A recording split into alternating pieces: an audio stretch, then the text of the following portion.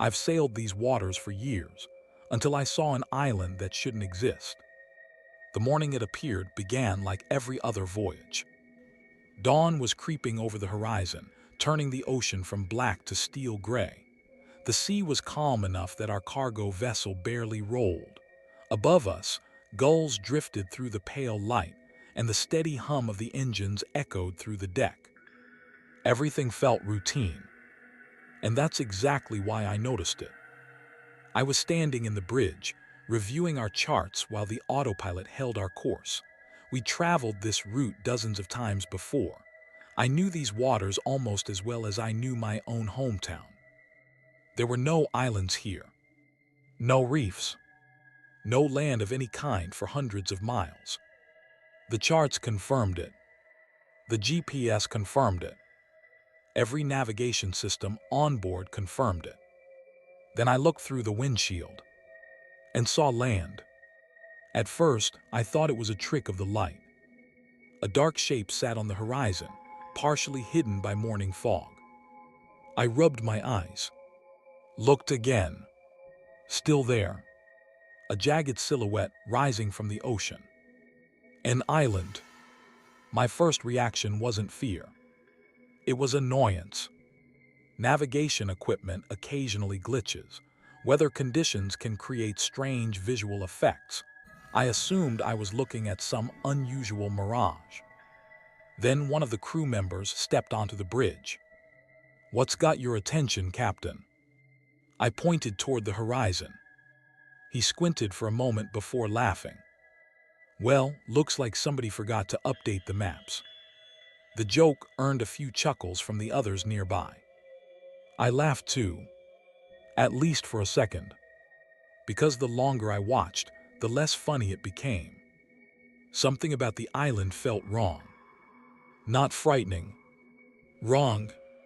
The fog around it moved differently than the surrounding mist.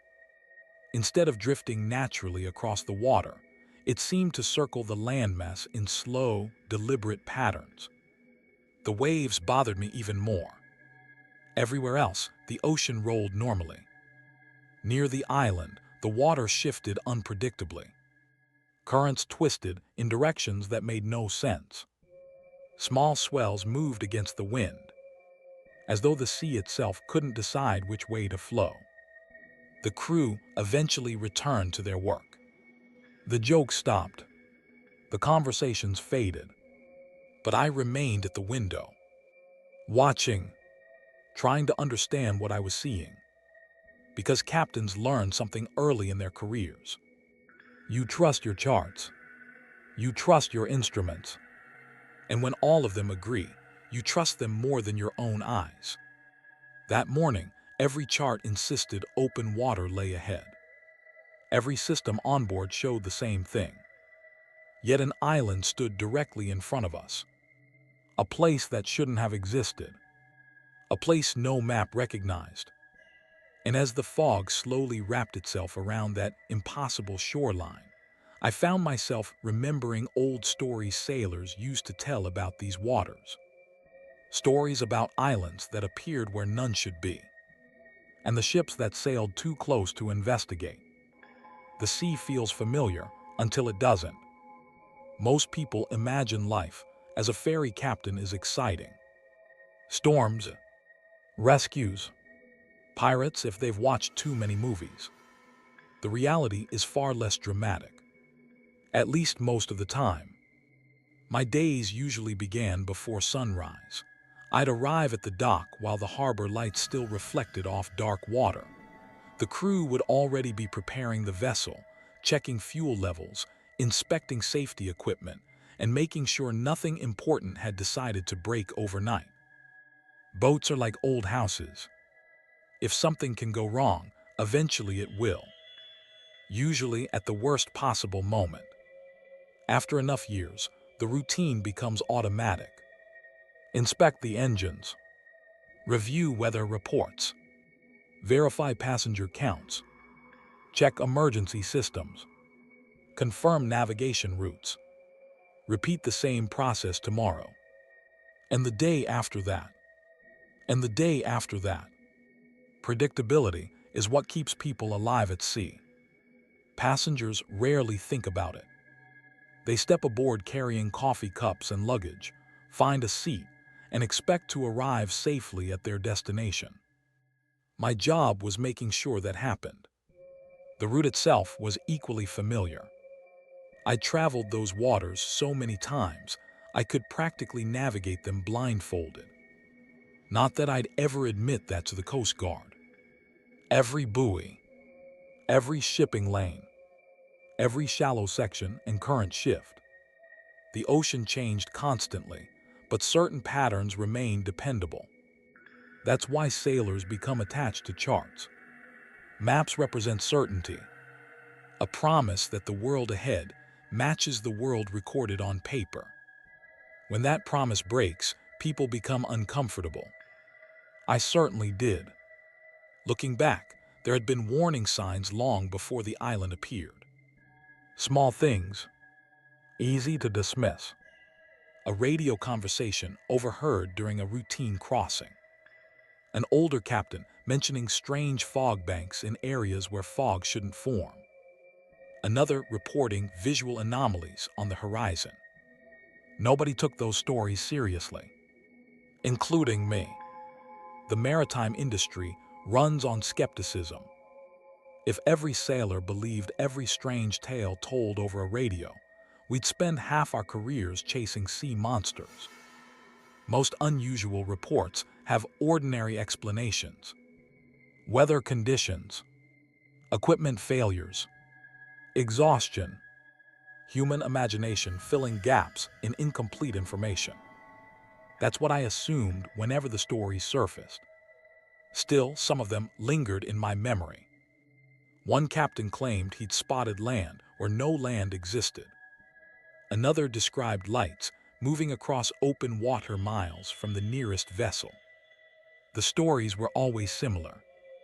Brief sightings, unclear details, nothing concrete, just enough uncertainty to prevent verification. The crews usually laughed them off afterward. I laughed too.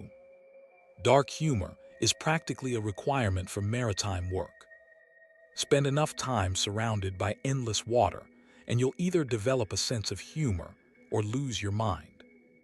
One of my favorite jokes was that sailors invent monsters because admitting they're bored sounds less impressive. At the time, I genuinely believed that. Then there were the legends. Every stretch of ocean seems to have them. Ghost ships, vanishing crews, mysterious signals received from nowhere. Most captains pretend not to believe such stories. Interestingly, many still remember them. The older sailors occasionally talked about phantom islands, land masses appearing briefly before disappearing again. Entire islands supposedly existing outside normal charts. Nobody discussed them seriously. The stories belong to the same category as sea serpents and cursed treasure. Interesting folklore. Nothing more. Or so I thought. The appearance of that impossible island changed the way I viewed those conversations. Suddenly, old stories felt less amusing, less distant, because I wasn't hearing rumors anymore. I was looking directly at something that shouldn't exist. The island remained visible throughout the morning. The fog continued circling its shoreline. The strange currents continued disturbing the water around it. And despite every chart insisting otherwise, the landmass stayed exactly where I could see it. The longer we sailed, the more difficult it became to ignore. Then I noticed something else. Movement. At first, I assumed it was a trick of distance, a shifting shadow along the coastline. But as the sun climbed higher, the shape became clearer. Something was moving along the edge of the uncharted island. And whatever it was, it appeared to be watching the sea. I saw structures and someone or something watching. At first, I told myself it was a trick of perspective. Distance does strange things at sea. A cluster of rocks can resemble buildings. Shadows cast by clouds can look like movement. Even experienced sailors occasionally misjudge what they're seeing when fog and sunlight interact in unusual ways. That's what I kept telling myself as I raised the binoculars. Unfortunately, the binoculars only made things worse. The island came into sharper focus. Dark cliffs rose from the water, partially hidden behind swirling curtains of fog. Sparse vegetation covered sections of the shoreline. Nothing about the terrain seemed impossible anymore. The impossible part was what stood on it. Structures, several of them. Not modern buildings. Not anything I recognized. Angular silhouettes protruded above the tree line. Some appeared tower-like. Others resembled abandoned houses or stone foundations. The details remained frustratingly unclear, but there was no mistaking their existence. Someone had built something there. Or at least something had. I lowered the binoculars slowly. Every chart onboard still showed open ocean. No island. No settlements. Nothing. Yet I was staring at structures that clearly occupied physical space. One of my crew members noticed my expression.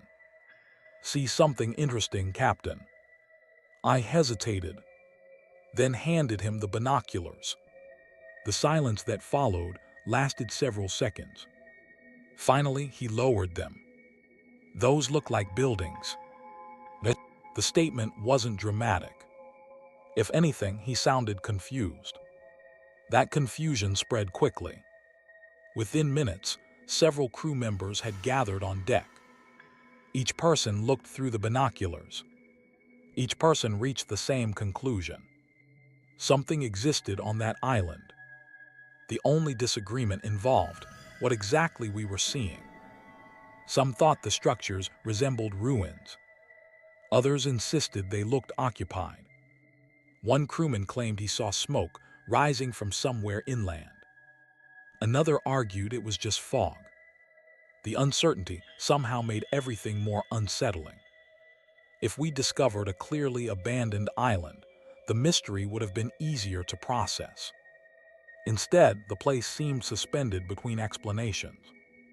Occupied but deserted. Visible but undocumented. Real but impossible. Naturally, someone suggested approaching. The proposal spread through the crew almost immediately. Curiosity is contagious, especially when people encounter something that defies expectation. I understood the temptation. Part of me wanted answers too. But another part, an older, more experienced part, felt increasingly uncomfortable. Years at sea teach you an important lesson. When something doesn't make sense, rushing toward it rarely improves the situation. I ordered the vessel to maintain its distance. Observation only. No detours. No investigation. No heroic expeditions into the unknown. A few crew members joked that I was denying them the discovery of the century. I laughed along with them. Outwardly, I sounded calm. Inside, my instincts were screaming. The feeling wasn't fear. Not yet. It was caution. The same feeling you get when walking through unfamiliar woods and suddenly realize every sound has stopped. Nothing obvious is wrong. Yet something feels deeply out of place. As the morning continued, I found myself returning repeatedly to the binoculars. Each time I noticed something new. A structure partially hidden by trees. A narrow path winding toward the interior. Dark openings that might have been doorways. Then I saw movement again. The same movement I'd noticed earlier. This time there was no doubt. A figure stood near the shoreline. Humanoid. Motionless. Watching the water. The distance prevented me from identifying details. I couldn't determine whether it was a person, a statue, or something else entirely. I only knew it was there, standing at the edge of the island. facing outward, facing us. I remember staring through the binoculars, waiting for it to move. It didn't. The figure remained perfectly still. Minutes passed. Nothing changed. Then a bank of fog drifted across the shoreline. When it cleared, the figure was gone. Not walking away. Not retreating into the trees. Gone. The empty shoreline remained. The sensation that followed is difficult to describe. A cold certainty settled in my stomach. Not certainty about what I'd seen. Certainty that whatever explanation existed, I wasn't going to like it. The crew eventually returned to their duties. Passengers remained unaware that anything unusual was happening. The ferry continued along its route. On the surface, everything appeared normal. Yet my thoughts never left that island. The structures, the motionless figure, the impossible fact that an entire landmass had appeared where none should exist. By the time we reached port, I'd already made up my mind. I wasn't going to approach the island. Not yet. First, I wanted answers. And if the island truly existed outside modern charts, then the only place to find those answers would be in the past. That evening, I began searching through old nautical records, forgotten maps, and maritime legends that most sailors dismissed as superstition. I had a feeling they were about to become very relevant. The island has been here before, but only when it wants to be seen. That's what an old fisherman told me 3 days after the sighting. At the time, I nearly laughed. Not because the statement was ridiculous, because it sounded exactly like the kind of thing people say in ghost stories. Unfortunately, the deeper I dug, the less ridiculous it became. My research started with official sources: harbor archives, maritime records, historical navigation charts, anything that might explain how an entire island could appear where none should exist. I expected to find some mundane answer, perhaps an error in mapping, a submerged volcanic formation, a restricted military installation, something rational. Instead, I found gaps. The oldest charts occasionally contained notes that disappeared from later versions. Strange annotations marked sections of ocean where no hazards officially existed. Several maps included faint references to temporary land sightings that were later crossed out. The records weren't detailed enough to prove anything, but they were enough to suggest a pattern. People had reported unusual things in those waters for centuries. The modern world had simply chosen to ignore them.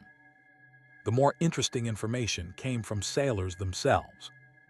Older captains rarely discussed the subject openly. Most treated it like an embarrassing superstition. Yet when I asked carefully, stories emerged. Fragments of stories, half-remembered warnings. One retired ferry captain told me his grandfather had spoken about a place called the Lost Isle. Not an official name, just something sailors called it. According to him, the island appeared unpredictably. Years might pass without a sighting. Then suddenly, it would emerge from the fog as though it had always been there. Some crews reported seeing it. Others sailed through the same area and found nothing. The inconsistency bothered me. The fisherman noticed my skepticism. "You think that's strange?" he asked. Then he showed me something. An old notebook passed down through his family. Most of the pages contained whether observations and fishing records. One entry stood out immediately. The handwriting was nearly impossible to read, but the meaning remained clear. Land sighted where no land should be. Crew intends investigation. No additional entries followed. The notebook simply ended. I asked what happened to the vessel. The fisherman shrugged. It never came back. That wasn't an isolated story. The harbor archives contained scattered references to missing ships stretching back more than a century. Not enough to establish a definitive connection, but enough to create an uncomfortable pattern. A vessel disappears. Weeks later, reports surface of unusual fog in the same region. Then another sighting occurs years afterward. The details varied. The outcome rarely did. People who approached too closely often vanished from the historical record. The most unsettling discovery came from local folklore. Most maritime legends focus on dangers, storm spirits, sea monsters, ghost ships. This legend was different. It wasn't about something attacking sailors. It was about something judging them. According to several old accounts, the island possessed guardians. Not creatures exactly, more like watchers, entities that determined who could approach and who could not. Descriptions varied dramatically. Some stories portrayed them as human figures standing along the shore. Others described shadows moving through fog. One account claimed they resembled sailors who had disappeared decades earlier. Every version agreed on one detail. The island enforced rules. Nobody seemed entirely certain what those rules were, only that violating them carried consequences. Protective rituals appeared throughout the folklore. Sailors carried specific charms, avoided speaking certain words while crossing those waters, left offerings overboard when fog appeared unexpectedly. The practices sounded absurd by modern standards, yet their consistency fascinated me. Entire generations had developed behaviors designed to avoid provoking something they believed existed out there. Whether the belief was justified remained unclear. What wasn't unclear was how seriously they treated it. One elderly mariner became visibly uncomfortable during our conversation. Eventually, he leaned closer and lowered his voice. "The island isn't lost." I asked what he meant. He stared toward the harbor before answering. "We're the ones who lose it." The statement lingered in my thoughts long afterward, because it matched my own experience. Every attempt to locate official information about the island failed. Records faded. References disappeared. Evidence remained frustratingly incomplete. It was almost as though the island occupied a place just beyond certainty, visible enough to be remembered, elusive enough to be forgotten. Academic history offered possibilities. Personal experience offered observations. Neither provided answers. Instead, both pointed toward the same disturbing conclusion. The island wasn't a recent anomaly. It had existed for a very long time, and whatever governed its appearances had been operating for generations. By the end of my research, curiosity had transformed into obsession. I needed to see the island again, not because I believed every legend, because too many independent stories described the same impossible place. That evening, I returned to the ferry. The sun sank slowly beneath the horizon. Darkness spread across the water, and as night settled over the sea, reports began coming in from the bridge. The fog was back. The currents were shifting, and somewhere ahead, beyond the gathering darkness, the island appeared to be waiting. The island seems to be calling us, but who or what is waiting? I wish I could tell you we made a deliberate decision to approach it. That would at least make sense. The truth is far stranger. The island seemed to come to us. By sunset, we were following our normal route. The passengers were finishing dinner. Crew members were completing routine tasks. The bridge operated with the familiar rhythm that develops after years of repetition. Everything should have felt ordinary. Instead, a quiet tension had settled over the vessel. Nobody said much. The sighting from earlier in the week remained fresh in everyone's mind. Even crew members who claimed not to believe what they'd seen kept checking the horizon. The first sign that something was wrong appeared shortly after dark. Our GPS signal began fluctuating. At first, the interruption lasted only a few seconds. The display flickered. Coordinates shifted. Then everything returned to normal. Equipment glitches happen. Nobody panicked. 10 minutes later, it happened again. This time, the signal vanished completely. Every navigation system on board attempted to reconnect. None succeeded. The radar remained functional. The engines remained functional. But our position became strangely uncertain. One crew member joked that we'd finally sailed off the edge of the map. A few people laughed. The laughter sounded forced. I spent several minutes checking backup systems. Every result looked wrong. Not damaged. Wrong. As though multiple instruments disagreed about where we were. That should have been impossible. Independent systems rarely fail in identical ways. Yet each display seemed to produce slightly different information. While I was dealing with that problem, the fog arrived. Not gradually. Not naturally. One moment visibility stretched for miles. The next, thick gray walls surrounded the ferry. Passengers began gathering near windows. Crew members exchanged nervous looks. The fog moved strangely.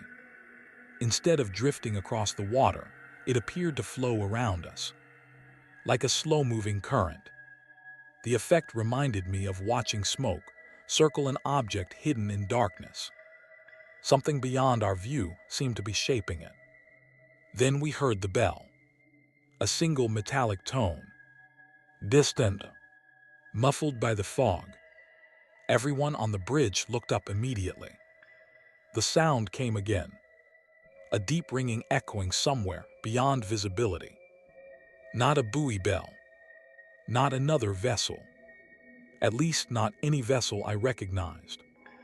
The intervals were irregular. Sometimes seconds apart. Sometimes nearly a minute. Each tone carried across the water before fading into silence. Nobody could identify the source. That uncertainty became increasingly uncomfortable. The crew began reporting other sounds shortly afterward. Footsteps overhead where nobody stood. Faint voices drifting across the sea. Movement somewhere beyond the fog. Most reports were vague, easy to dismiss individually. Together they created a troubling pattern. Something surrounded us. Not necessarily a physical threat. More like a presence. A growing awareness that we weren't alone. I tried maintaining morale. That's part of a captain's job. People take emotional cues from leadership. If I appeared frightened, the crew would become frightened. So I made jokes. I suggested the ghost sailors from old legends were finally demanding unpaid docking fees.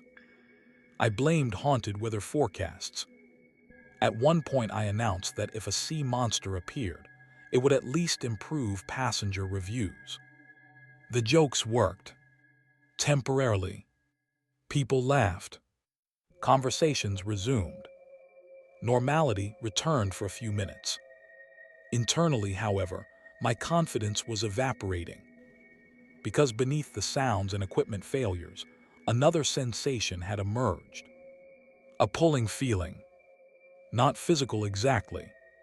The ferry wasn't being dragged through the water. The sensation existed somewhere deeper. An instinctive awareness that we were moving towards something. I felt it while standing on deck, while reviewing instruments, even while attempting to focus on routine tasks. The island occupied my thoughts constantly, not because I wanted answers anymore, because part of me wanted to see it again. That realization terrified me. The desire didn't feel entirely natural. Curiosity I could understand. Obsession I could explain. This felt different. The island seemed to exert a subtle influence. A quiet pressure encouraging attention, encouraging approach, encouraging investigation. Several crew members admitted experiencing similar feelings. Nobody described them exactly the same way. Yet the underlying theme remained consistent. The island drew people toward it. Whether psychologically or otherwise, I couldn't say. The bell continued ringing. The fog continued thickening. The GPS remained unreliable. Eventually, one of my officers suggested turning around. Another agreed immediately. For the first time since the sighting, the crew openly debated retreating. Part of me wanted to order exactly that. Another part knew panic would solve nothing. Whatever was happening, rash decisions could easily make things worse. So I insisted on caution. No sudden course changes. No reckless approach.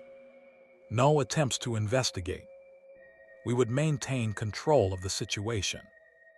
At least that was the plan. Then the fog briefly parted, and through the opening, we saw the island closer than it had ever been before. The island has rules, and it doesn't forgive mistakes. That realization began with a course correction. After the fog briefly revealed the island, I ordered a slight change in heading. Nothing dramatic, just enough to increase the distance between us and the shoreline while maintaining safe navigation. The response was immediate. The bell stopped. Not gradually. Instantly. One moment, the metallic ringing echoed across the water. The next, silence. Several crew members noticed it at the same time. Nobody said anything for a few seconds. Then one of the officers quietly asked me to repeat the maneuver. I adjusted our course again, this time slightly toward the island. The bell returned. A single distant tone drifted through the fog. Every person on the bridge heard it. The implications settled over us slowly. The sound wasn't random. It was responding. For the next hour, we conducted cautious observations. Nothing reckless. Nothing that endangered the vessel. Yet a pattern emerged. Certain headings produced unusual effects. Others did not. Approaching from one direction increased fog density. Approaching from another caused navigation instruments to behave erratically. Maintaining distance seemed to reduce activity. The island wasn't simply existing. It appeared to be interacting with its surroundings. And those interactions followed rules. The discovery bothered me more than the island itself. Chaos is frightening. Rules are worse. Rules imply intelligence. The following morning brought another strange observation. One of the deckhands decided to test a theory. He tied a bright orange flotation marker to a weighted line and dropped it overboard while we remained near the area. The marker drifted away normally. At first, then the current changed. Not abruptly, not violently. The object simply began moving in the wrong direction. Against the flow, against the wind, against every expectation. We watched it for nearly 20 minutes. Slowly but unmistakably, the marker traveled toward the island, eventually disappearing into the fog surrounding the shoreline. The crew spent the rest of the day arguing about what we'd witnessed. Most proposed explanations involving unusual currents. I wanted to believe them. Then the marker returned. Late that evening, one of the deckhands discovered it resting on our vessel's loading ramp. The same flotation marker, the same line, the same identification markings. None of us could explain how it got there. Nobody had retrieved it. Nobody admitted moving it. Yet there it sat as though someone had carefully placed it where we'd be certain to find it. That incident changed the atmosphere on board dramatically. The crew stopped treating the situation like a curiosity. People became quieter, more cautious. The jokes disappeared. Even I found myself speaking less. The island was no longer an interesting mystery. It was becoming a problem. The ship's logs provided additional reasons for concern. Using maritime archives and records from neighboring ports, I located several reports connected to the region. Most described unusual fog, navigation issues, or temporary communication failures. A smaller number described encounters that sounded disturbingly familiar. Uncharted land, strange sounds, visual anomalies, recurring bells. Then there were the damaged vessels. Ships returning with unexplained structural damage. Crews unable to account for lost time. Captains refusing to discuss what they'd experienced. The official reports avoided supernatural explanations. Naturally, yet the similarities remained difficult to ignore. Most disturbing were the disappearances.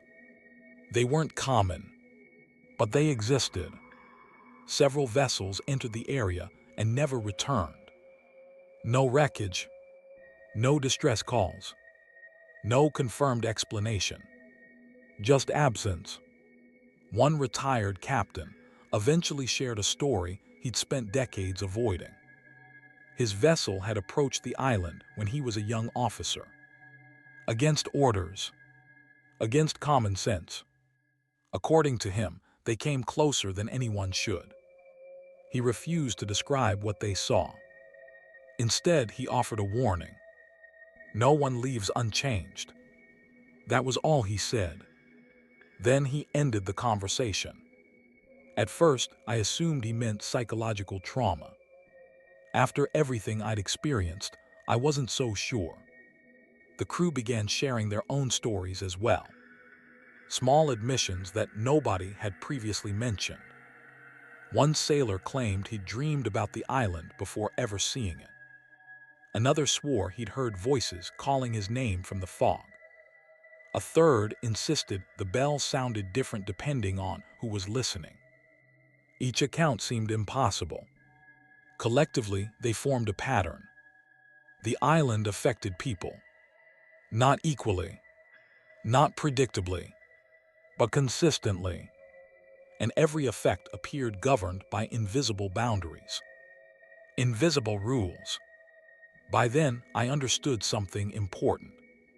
We weren't dealing with random phenomena. The island behaved like a territory, a place with conditions, limitations, consequences. If those rules could be identified, perhaps they could be navigated. Perhaps survival depended on understanding them. So I began charting every observation, every course chain, every sound, every reaction. Somewhere within those patterns, a safe path seemed to exist. And if I could find it before the island decided otherwise, we might still leave those waters on our own terms. It knows we're here. It knows our every move. I reached that conclusion the moment the compass began spinning. Not drifting, not malfunctioning. Spinning. The needle rotated in smooth circles, as though north had ceased to exist. Every backup compass on board produced the same result. The crew watched in silence. Nobody joked. Nobody offered explanations. By then, we'd all seen too much. The ferry wasn't supposed to be near the island. At least, not according to my plan. I had spent 2 days mapping the safest routes around the area, tracking fog patterns and strange behaviors. The goal wasn't exploration. The goal was avoidance. Unfortunately, the sea had other ideas. A powerful current developed shortly before dusk. Nothing dangerous by ordinary standards.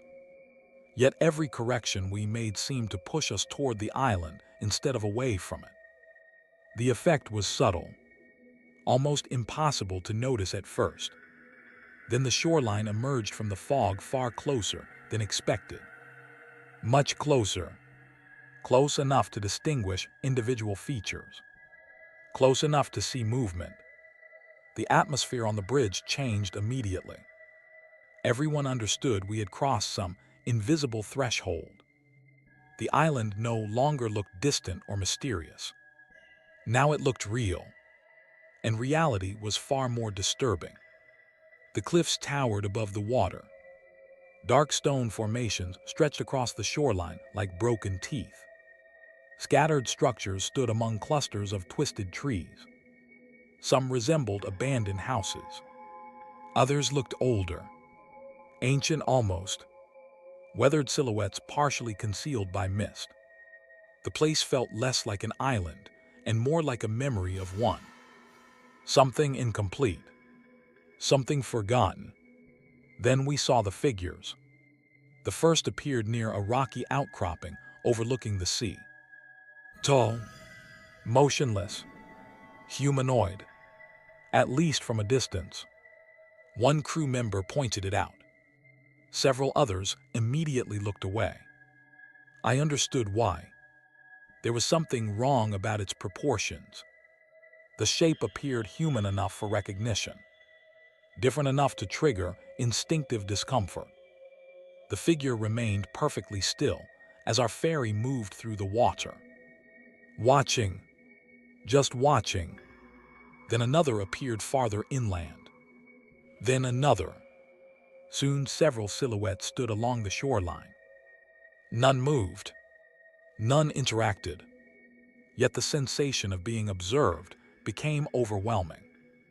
I raised the binoculars. The nearest figure seemed slightly clearer. Its outline shifted strangely within the fog. For brief moments, it appeared human. Then not. The details refused to remain consistent. Every attempt to focus made the image feel less stable. Eventually, I lowered the binoculars. The uncertainty was somehow worse than seeing something definite. Around that time, the voices started. At first, only a few crew members heard them. Faint whispers drifting across the water. The sounds resembled distant conversations carried by the wind. Nothing unusual. Until the wind changed direction. The voices continued. Several sailors exchanged nervous glances. The sound wasn't coming from the sea anymore. It seemed to originate inside the vessel. Near hallways, storage compartments, empty passenger areas. Every time someone investigated, the voices vanished, then reappeared somewhere else. One deckhand became convinced someone was hiding on board. A full search found nothing. The whispers continued anyway. Shortly afterward, lights appeared on the island. Tiny flickering points glowing among the trees. Not electric lights. Not lanterns. Something else. The lights moved unpredictably, appearing in one location before disappearing and emerging elsewhere. At one point, dozens became visible simultaneously. A scattered constellation stretching across the shoreline. The sight held everyone's attention. Nobody spoke. The island seemed alive. Not biologically, consciously, like a sleeping thing slowly becoming aware. The spinning compass returned. The voices intensified. The fog thickened. And beneath everything else, I felt it. Attention, direct and unmistakable. For days, I'd suspected the island reacted to our presence. Now I was certain. The feeling settled over me with terrifying clarity. The island wasn't merely affecting the environment. It was observing us. Our movements, our decisions, our intentions. Every course correction seemed acknowledged. Every attempt to maintain distance seemed noticed. The bell would ring when we approached certain areas. The fog would shift when we altered direction.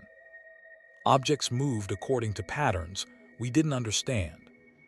The island responded, and response requires awareness. That realization spread through the crew without needing explanation. People stopped looking toward the shore. Several refused to go on deck. One sailor locked himself in his cabin and wouldn't come out for hours. Even experienced mariners appeared shaken. Human rationality demands causes, mechanisms, explanations. The island offered none. Only reactions, only observation, only the growing certainty that something intelligent occupied that place beyond the fog. Night settled fully over the sea. The figures remained visible along the shoreline. The lights continued flickering among the trees, and every mile brought us closer to a decision that could determine whether we ever left those waters. For the first time since this nightmare began, the choice could no longer be postponed. We would either approach the island, or we would turn around and retreat. And somehow, neither option felt safe. We tried to cheat the rules, and the island responded. The mistake was mine. I wish I could blame panic, exhaustion, pressure from the crew, anything other than my own judgment. But the truth is simple. I convinced myself I understood the island. After days of observation, I'd mapped patterns. Certain headings produced fewer disturbances. Certain distances reduced strange activity. The bell rang less frequently when we followed specific routes. It wasn't enough to explain the island, but it felt like progress. And progress creates confidence, sometimes dangerous confidence. By midnight, the debate aboard the ferry had reached a breaking point. Half the crew wanted to retreat immediately. The other half believed maintaining our current route was safer than making sudden changes. I stood between both groups trying to make sense of information that refused to behave rationally. Then I had an idea. A terrible idea.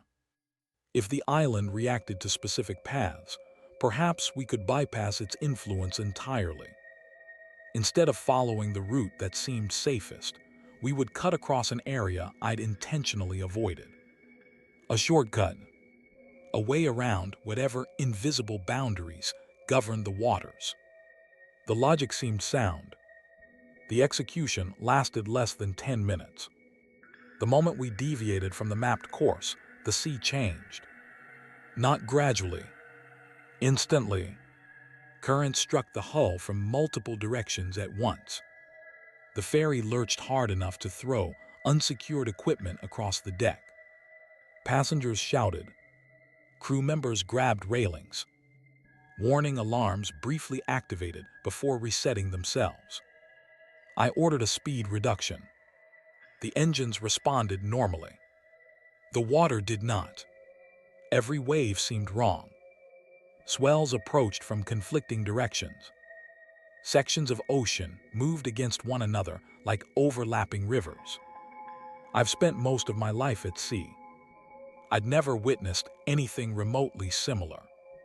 One officer suggested we turn back immediately. Before I could answer, the bell rang. Louder than ever before. The sound exploded through the fog. A deep metallic toll that seemed to vibrate inside my chest. Another followed seconds later. Then another. The intervals became faster. Urgent. Almost angry. My stomach tightened. The island wasn't simply reacting. It felt offended. The thought should have sounded absurd. Instead, it felt accurate. Then the rope snapped. Several heavy mooring lines were secured near the rear deck. No strain. No visible damage. Yet 3 of them broke simultaneously. The sound cracked through the darkness like gunfire. Crew members jumped in surprise. One sailor actually ducked. For a brief moment, dark humor took over. I remember shouting, "Great, the haunted island has learned sabotage." A few nervous laughs followed. Then every exterior light went out. The laughter stopped immediately. Darkness swallowed the vessel. Emergency systems should have activated instantly. They didn't. For several terrifying seconds, the ferry drifted through blackness. Only the faint glow of instrument panels remained visible. Outside, the fog concealed everything. The sea, the island, the horizon, all gone. It felt like floating inside an empty void. Then the voices returned. Not whispers, voices, dozens of them, coming from somewhere beyond the railings. Men, women, children. The words remained impossible to understand. Yet the emotion behind them felt unmistakable. Warning, desperation, urgency.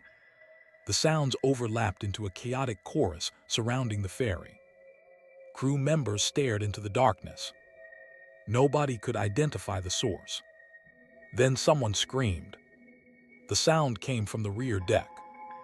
I ran toward it with several others. One of the deckhands was halfway over the railing. Not climbing, being pulled. At least that's how it looked. His body strained toward the water. His hands gripped the metal rail desperately. Two sailors struggled to hold him back. The scene made no sense. There was no wave, no visible obstacle, nothing physically dragging him. Yet his body continued sliding forward, as though an invisible force in the ocean wanted him. I grabbed his arm. Others joined us. For several seconds, the struggle felt surreal. A group of grown adults pulling against empty air. Then resistance suddenly vanished. The deckhand collapsed backward. The rest of us nearly fell on top of him. Nobody spoke. The man's face had turned pale. When he finally managed to talk, his voice shook uncontrollably. He claimed someone had called his name. Not from the ship, from the water. He said he'd seen figure standing beneath the surface, waiting, watching, reaching upward. Normally, I would have dismissed such a statement immediately. Not that night. Not after everything else. The emergency lights finally flickered back to life. Dim red illumination spread across the decks. The fog glowed faintly around us. And through that glow, the island appeared once more. Closer than ever. The shoreline seemed impossibly near.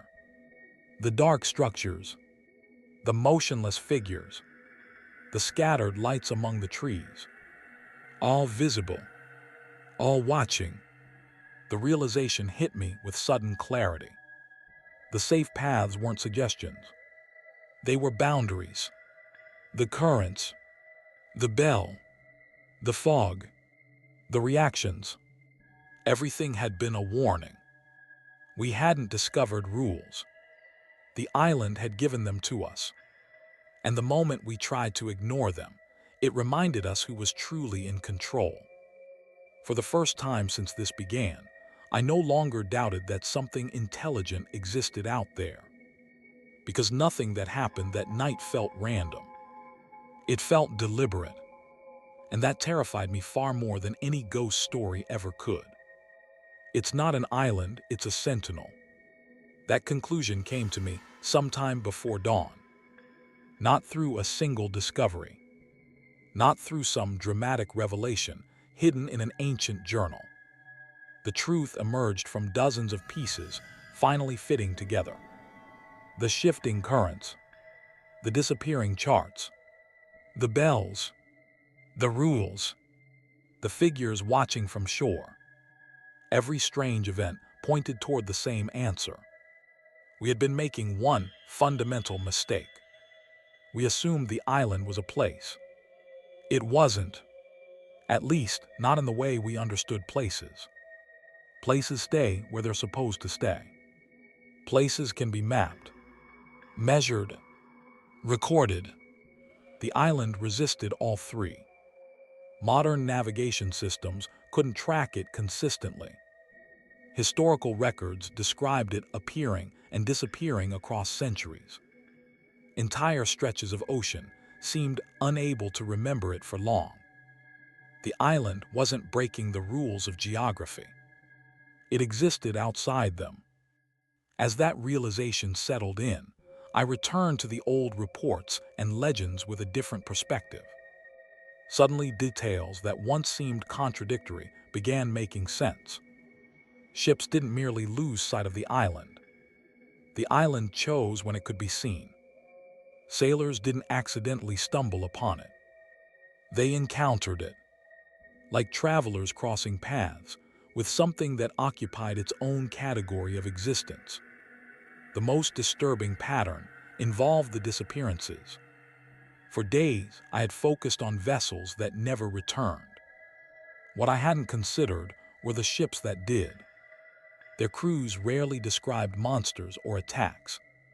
Instead, they described changes, behavioral changes, psychological changes, captains abandoning careers, experienced sailors refusing to discuss certain waters, entire crews avoiding specific conversations. The survivors came back, but they didn't come back untouched. The island left something behind. Not a physical mark, a memory, a weight, an awareness that never completely faded. I understood that feeling better than anyone. Even standing on the bridge, surrounded by familiar equipment and trusted crew, I could feel the island pressing against my thoughts. Not controlling them, observing them. The distinction mattered. The island never behaved like a predator. Predators consume, destroy, hunt. This place did something else. It watched, judged, enforced. The word sentinel kept returning to my mind. A guardian, a watcher, something stationed between worlds. The idea sounded impossible. Unfortunately, impossible explanations were becoming the only explanations that fit. The island appeared whenever conditions allowed. It influenced navigation. It manipulated perception. It established boundaries and punished violations. Most importantly, it seemed connected to anomalies that shouldn't exist.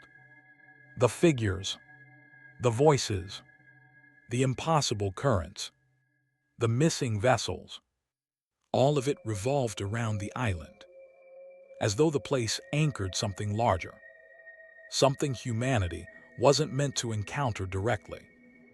The old legends suddenly seemed less like folklore and more like fragmented observations. Generations of sailors had witnessed pieces of the truth without understanding the whole picture. They created stories because stories were the only framework available. But beneath those stories was a warning. Stay away. Respect the rules. Leave the island alone. Not because it was evil, because it served a purpose. I found myself imagining what might happen if it vanished entirely. If whatever force maintained those boundaries suddenly disappeared. The thought unsettled me more than the island itself. Perhaps that was the real reason people feared it. Not what it was, what it prevented. Several missing ship reports took on new meaning as well. Many involved captains who deliberately ignored warnings, crews who attempted landings, expeditions determined to explore. Every account ended the same way. Absence, no distress calls, no wreckage, no survivors. It wasn't difficult to identify the pattern. The rules weren't traditions. They were safeguards. And those who ignored them eventually crossed a line they couldn't return from. Knowledge itself suddenly felt dangerous. Not because the island punished curiosity, because understanding it changed how you viewed reality. Once you accepted the island existed, other impossible things became harder to dismiss. The world felt larger, stranger, less secure. I looked toward the fog-covered shoreline one final time. The figures remained there, watching, waiting, silent as ever. And for the first time, I no longer wanted answers. I wanted distance. Because whether the island was a prison, a guardian, or something beyond human understanding, one fact had become painfully clear. We weren't supposed to be there. The only question remaining was whether the island would allow us to leave. We left those waters just after sunrise. Not because we escaped, because the island allowed it. I know how that sounds. If someone had said those words to me before the voyage, I would have laughed and asked for evidence. Now, years later, I don't bother arguing with what happened. The fog gradually thinned. The bell stopped ringing. The currents returned to normal. Navigation systems recovered one by one. By mid-morning, every instrument on board insisted we were exactly where we should have been. The island was gone, not fading into the distance. Gone. The horizon stretched unbroken in every direction. Open ocean. Nothing else. No cliffs. No shoreline. No structures. No motionless figure standing at the water's edge. Even the crew struggled to describe what we'd experienced afterward. Some refused to discuss it entirely. Others spoke about it only when necessary. A few eventually left maritime work altogether. I couldn't blame them. Something changes when you encounter a place that shouldn't exist. The world stops feeling as predictable as it once did. For a long time, I reviewed every record I could find. Charts, satellite imagery, weather reports, navigation logs. I searched for a mistake, a technical explanation, a comforting answer. Nothing ever appeared. Officially, the island didn't exist. No government agency recognized it. No chart marked its location. No navigation database acknowledged its presence. The ocean remained blank. And yet I knew what I had seen. More importantly, I knew what I had felt. That awareness never completely left me. Even now, I occasionally wake before dawn and remember the fog, the spinning compass, the figures along the shore, the sensation of being observed by something ancient and patient. The memory feels less like recalling an event and more like remembering a warning. Over the years, I developed a simple rule. If experienced sailors avoid a place, I avoid it too. That rule has served me well. People often assume courage means moving toward danger. Sometimes courage means recognizing a boundary and respecting it. The island taught me that. There are parts of this world that don't belong to us. Places that exist beyond exploration, ownership, or understanding. Modern technology gives us the illusion that everything has been discovered. Every ocean mapped. Every mystery explained. Every horizon cataloged. That's a comforting belief. It's also probably wrong. The sea has always hidden things. Not monsters lurking beneath waves. Something stranger. Places. Moments. Anomalies waiting beyond the edges of certainty. Most of us will never encounter them. And that's probably for the best. If you're listening to this story, you might be wondering whether I regret not learning more. Whether part of me wishes I had approached the island, stepped ashore, searched those structures, found answers. The honest answer is no. Curiosity brought us close enough. Another mile might have cost us everything. I've read enough reports and heard enough stories to understand the pattern. The people who push too far don't gain knowledge. They disappear, or return carrying burdens they never fully escape. Some mysteries offer rewards. Others offer warnings. Wisdom lies in knowing the difference. The island wasn't evil. That's the conclusion I've reached after all these years. Evil implies intention, malice, the desire to harm. The island felt older than those concepts, like a lighthouse serving a purpose nobody remembers. A sentinel standing watch over something humanity was never meant to reach. Whether that interpretation is correct hardly matters anymore. The result remains the same. The rules exist. The boundaries exist. And violating them carries consequences. So when people ask me about the strangest thing I've ever seen at sea, I tell them this story. Not because I expect them to believe every word. Because maybe one day, someone else will find themselves staring across open water at land that shouldn't be there. Maybe they'll notice a shape rising from the fog, where every chart promises empty ocean. Maybe they'll feel that same pull toward the unknown. And when that moment comes, I hope they remember what happened to us. Not every mystery needs solving. Not every shore needs exploring. And not every invitation should be accepted. So if you ever see land that isn't on any chart, turn away. Some islands don't want visitors.